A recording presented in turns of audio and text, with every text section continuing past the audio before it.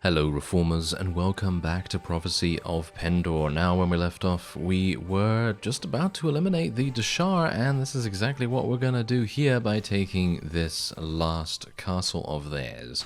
Now I am very much hoping that we will be able to do this. I don't know how many there actually are here because I've basically just been fighting in the previous castle. There were two castles obviously, and well, this is the last one, because I did say in the previous episode that I was going to take the second last one off screen just to save a little bit of time, because I'd actually like to start fighting someone a little bit different.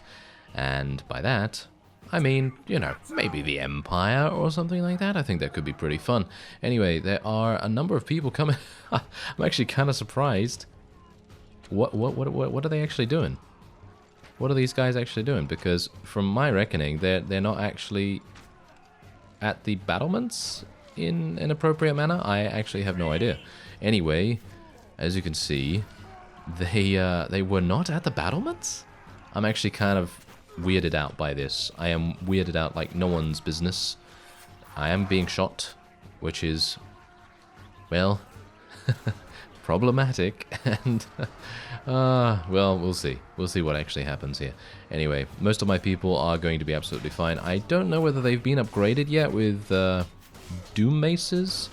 I don't think they have. I think it's going to take them a bit more time, unfortunately, because for some reason it's been a significant amount of time, you know? It's been like, I don't even know.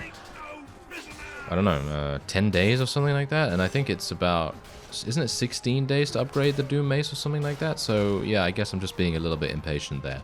But yeah, I mean, when you want to upgrade something as amazing as a Doom Mace, you kind of want it to happen a bit quicker, you know? You kind of want it to be there right when you need it the most.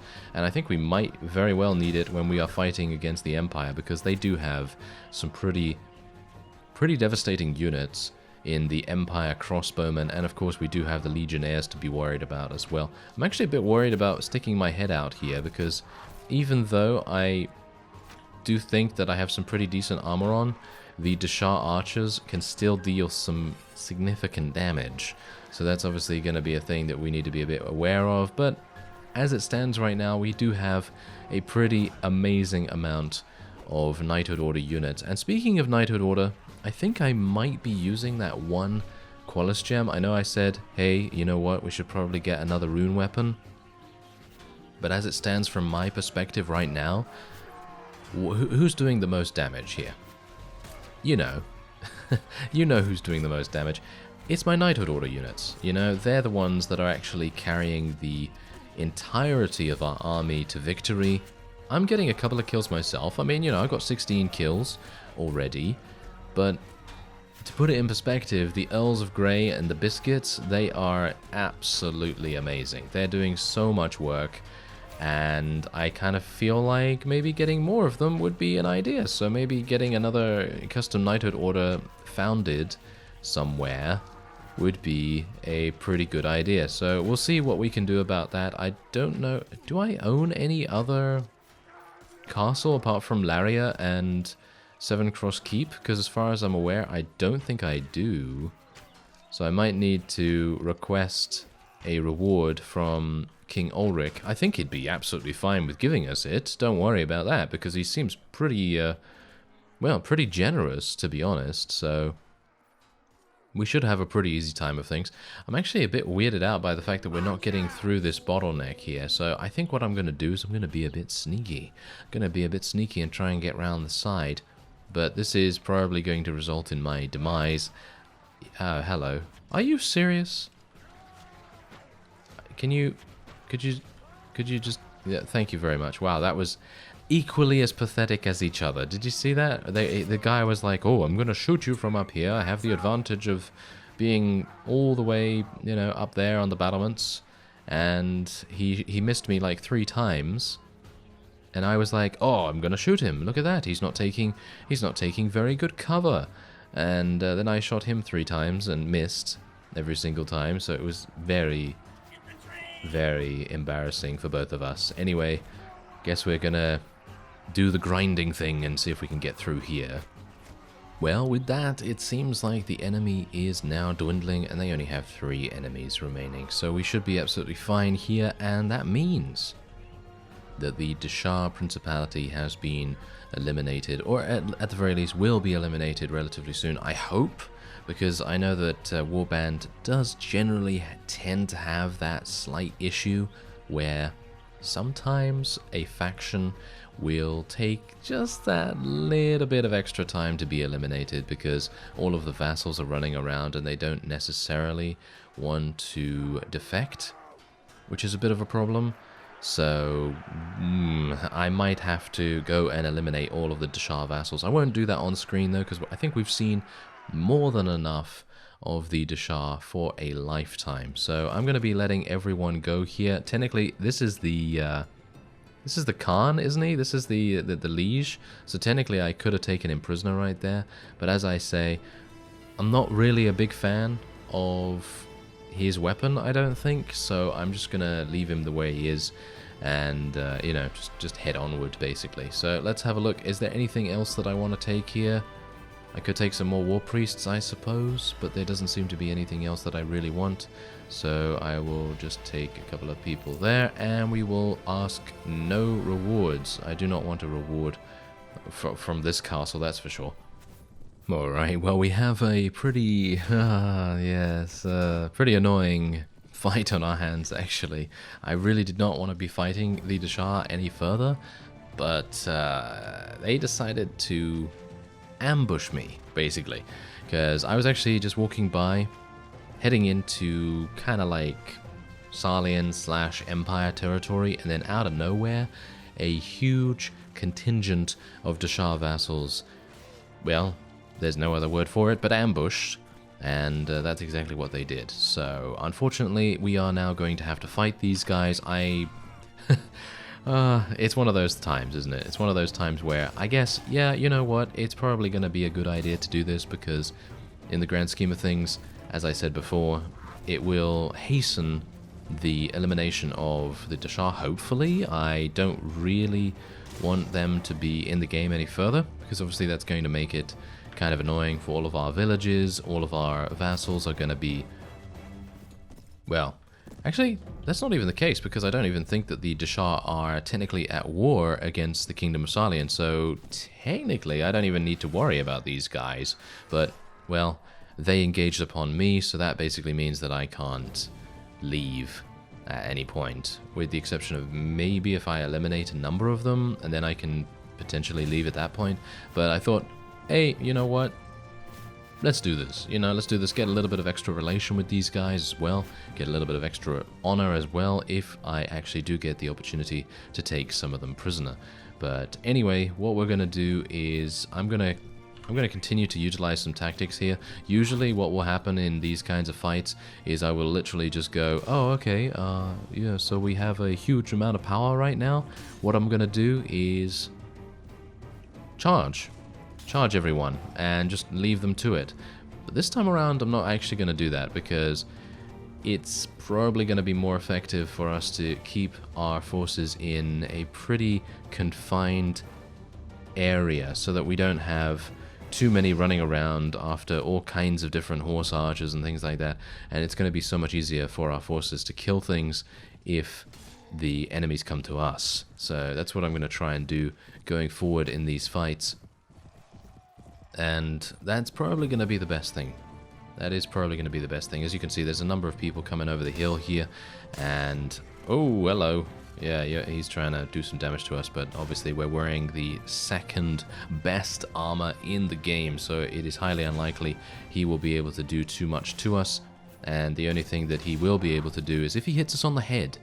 If he hit me on the head, I'm probably going to take quite a bit of damage. Or at least Bertild is. And he's not going to be too pleased about it. Anyway, let's tell our people to charge in once again, because of course we now have everyone in the same exact location. It's probably a good idea to do so. And as you can see, the enemies are kind of close to us as well. It seems like there's a whole contingent of enemies right off to the side there.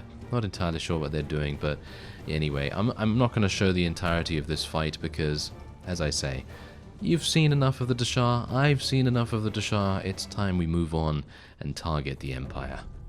Well, this is actually a pretty rare sight. I've actually just gone into Empire territory after being able to escape from the Dashar, and you know what I found? I found an injured heretic army with only about 115 units inside, and they're running away from Syla Uzas, who is a unique spawn as far as I'm aware, from the Shadow Legion, I believe, and there's also the Dread Legion very, very close by, among other things. There are 2 Empire vassals very close by too, so we have a wide variety of different targets to, well, attack. And we're going to see how we do here.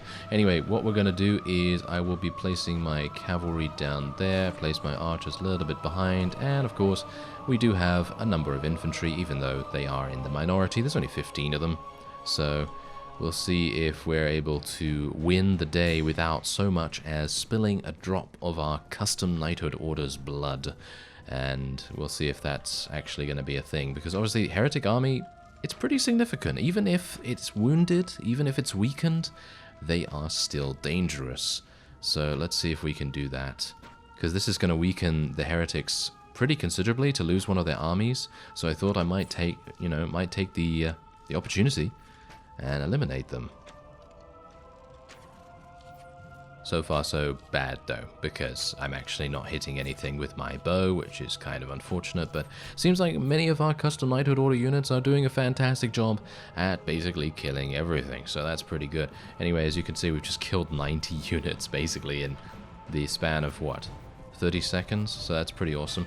Unfortunately, there are these guys. These are, I believe, Heretic Magnus units. There is also a demonic... Oh, hello. There is a demonic Magnus. That is problematic. It's a bit scary. Bit scary to see one of those guys, but I'm hopeful that we will have injured him significantly by the time we actually engage him in Mortal Kombat, basically, because... Oh, there, yep, he's actually dead. Alright, that's fantastic. Oh, there is actually another one. There seems to be another one that is still alive.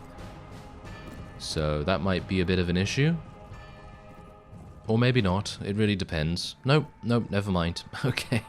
That's a load off my mind, that's for sure. Alright, so I think it might be a nice idea to have a look and see exactly what the victory progress is like. So as you can see, the Wind Riders are now bowing to the gale. So in other words, I think they are destroyed. I think, maybe? Well, we'll see. And then we have the Fyhrr's Vein, of course. So let's have a look. So, yeah, victory is achieved by having 1 kingdom remaining. The Nardo, yeah, that's easy. The Mist Mountain tribes must either be obliterated or destroyed, and every other minor faction must be obliterated or destroyed. So, obliterated or destroyed. The Jatu and the Heretics are not either of those. So they are going to be needing to be, well, murdered, shall we say, a little bit more. And otherwise, I don't actually need to eliminate Syla Uzas, I don't think. Every other minor faction, with no outstanding minor faction armies or heroic personalities on the map, so it seems like I do need to eliminate Syla Uzas. Alright, so here it is. This is Syla Uzas himself.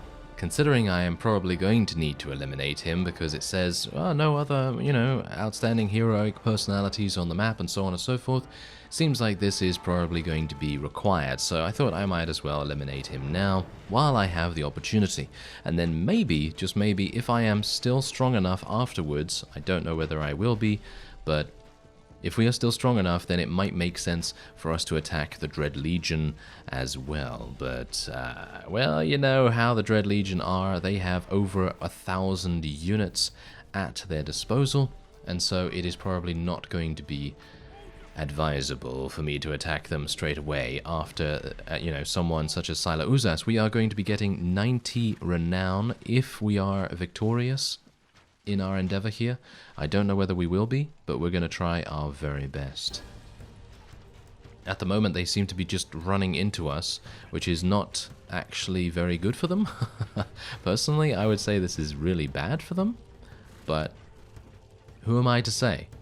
Who am I to say? I don't know. So I'm going to just be advancing my cavalry just 10 steps so that they can actually face forward. That was a tip that someone left in the comments. Very much appreciated, because that was a bit of a bit of an annoyance to have your cavalry facing all different kinds of directions and not actually being able to shoot at the opponent. So thankfully we are now doing that, at least most of them are, and we've already eliminated almost 100 units, and I mean, this is the point. This environment right here, this advantage that we've been given, just thanks to the environment, is so incredibly valuable. And Kasim has advanced to level 30. Wow, is he our highest level? Apart from obviously all the others that have leveled up, you know, before joining us? Because Kasim joined us and he was like, what, level 15 or something like that? So he is pretty impressive. Oh, that was painful. Bear in mind, Empire Immortals are kind of hard, so, you know, those guys are definitely going to be pretty painful if they actually get you with one of their thrown weapons.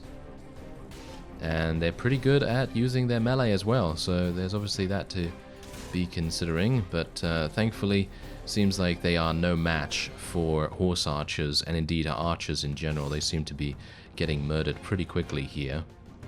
And I think with that, we're actually going to charge in. We're actually going to take the offensive. And we're going to try and see if we can do some damage to them in a more, well, in a more forceful way. Now let's see. What else do they have here? Do they have more immortals? Yeah, they have a whole bunch. Problematic. Well, we'll see. The only one I'm able to kill is a farmer. Terribly sorry. Yeah. That's just how it goes, isn't it? I mean, the others are all extremely well armored, so I suppose that's to be expected, I guess.